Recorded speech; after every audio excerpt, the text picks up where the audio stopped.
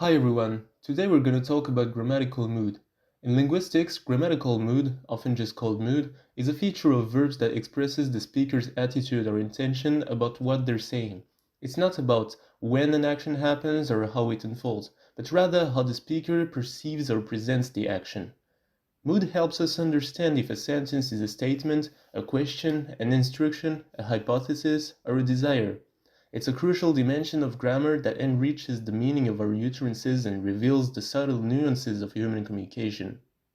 Let's start with the most common and essential moods you'll encounter in English. Number 1. The indicative mood. The indicative mood is the mood of reality and certainty. We use it to express facts, real actions, objective statements, descriptions, or questions about reality. It's the most frequently used mood in English. For example, the sun is shining today. It's a fact. They went on vacation last week. It's a real action. Are you hungry? It's a question about a fact. She works as a doctor. It's a general statement of a fact. Number 2. The imperative mood. The imperative mood is the mood of commands, requests, instructions, or advices. The subject of the sentence, you, is usually implied. For example, come here, it's a command. Listen carefully, please, it's a polite request. Take a break, it's an advice.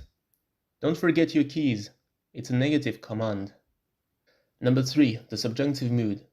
The subjunctive mood is the mood of unreality, wishes, emotions, doubt, possibilities, hypotheses, demands, suggestions, or any condition contrary to fact. While less marked by distinct verb forms in modern English than in many other languages like French or Latin, it still exists and plays an important role. In English, the subjunctive often uses the base form of the verb regardless of the subject, and were instead of was for the past subjunctive. For example, I suggest that he take a break. It's a suggestion. Take is the base form, not takes. I wish I were taller. A wish, contrary to facts. Were instead of was. If I were you, I'd buy a new car. It's a hypothetical condition. It's essential that she be here on time. It's a necessity. Be instead of is. Beyond these primary three, many languages possess other moods that express specific nuances of the speaker's attitude. While some of these aren't distinct grammatical moods in English, their functions are often expressed using auxiliary verbs or specific constructions. Number 4. The conditional mood. The conditional mood expresses an action that depends on a condition. In English, we typically form it using auxiliary verbs like would, could, or should. For example, if I had time, I would go to the party. It's a hypothetical action. I would like a coffee, please. It's a polite request. She could help you if she wasn't so busy. It's a possibility under a condition. Number 5. The optative mood. The optative mood is used to express wishes, hopes, or desires. It was very prominent in ancient Greek and Sanskrit, but has largely disappeared or been absorbed by other moods like the subjunctive in modern languages, though it's still present in Albanian. In English, we convey these meanings with phrases like I wish or may.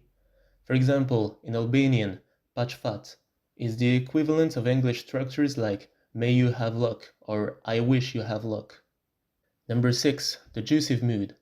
The jussive mood expresses a command or exhortation for a third person, or sometimes a first person plural, then called cohortative. It's distinct from the imperative, which directly addresses the second person. English uses let or the subjunctive for this. For example, in Arabic, liyadhab, meaning let him go or he should go. Number 7. The potential mood. The potential mood expresses the possibility or probability of an action. It's present in languages like Finnish or Turkish. In English, we rely on modal verbs. For example, in Turkish, gelebilirim, I can come. In Japanese, taberareru, I can eat.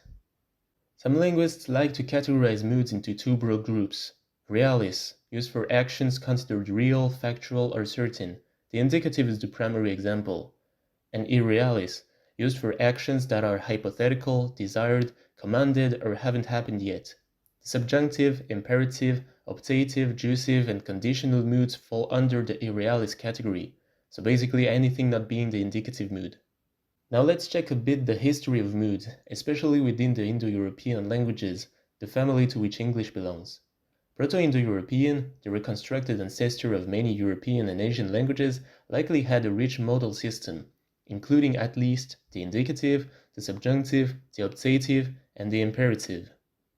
Over time, as Proto-Indo-European branched into different language families, these moods evolved.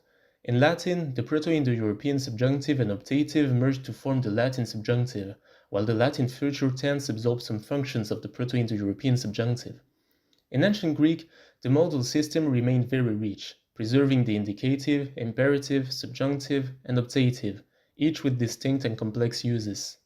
Old English had a distinct subjunctive, used for hypotheses, desires, and conditions.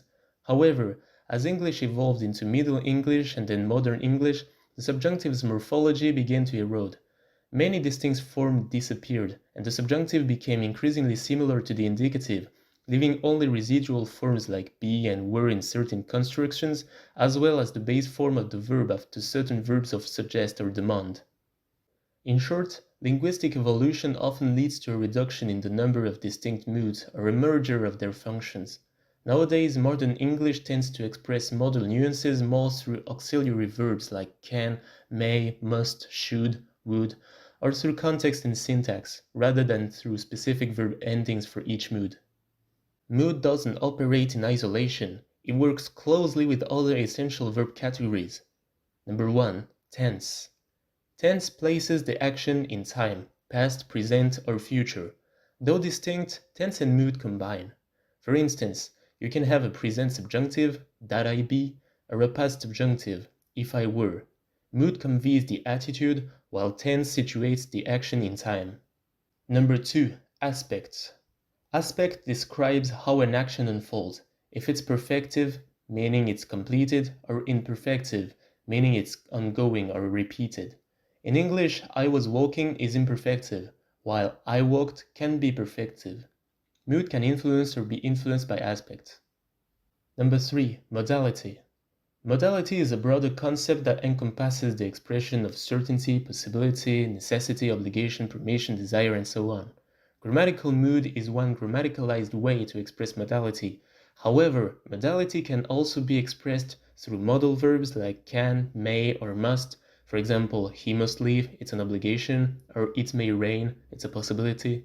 But also through modal adverbs like perhaps, certainly, probably, or even lexical expressions like it's possible that or it's necessary that.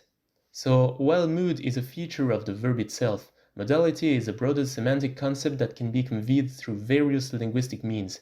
The subjunctive, for instance, is a mood that expresses the modality of a reality.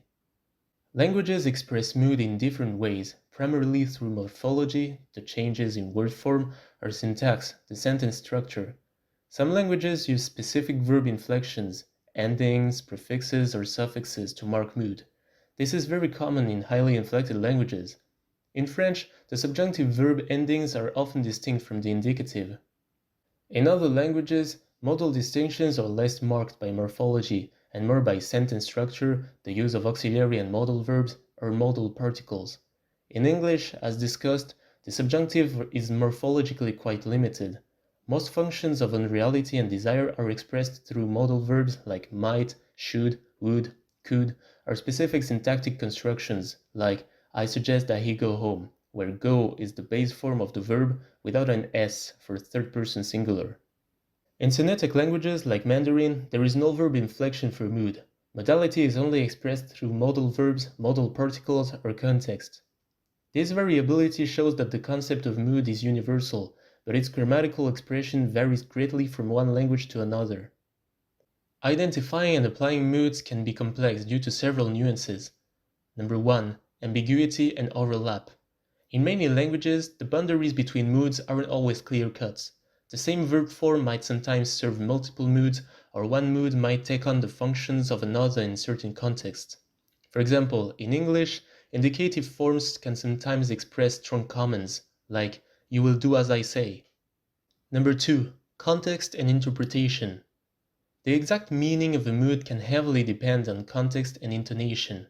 A sentence like you should leave can be an advice, a gentle suggestion, or, depending on the tone, a vile command. Number 3. Dialectal and social linguistic variations. The use of moods can vary between dialects or registers of language. For example, some speakers might use the subjunctive more consistently than others, or its usage might be more prevalent in formal writing than in casual speech. Grammatical moods are powerful tools that allow speakers to express not only what they're saying, but also how they're saying it. Understanding moods opens a window into the complexity and richness of human languages, revealing how they encode attitude, intention, and perception of reality. For a beginner in linguistics, mastering these concepts is a fundamental step toward appreciating the structural and semantic diversity that characterizes languages. That's all for today. I hope you enjoyed this video. If it's the case, like, subscribe, share the video, and leave a comment below. See ya!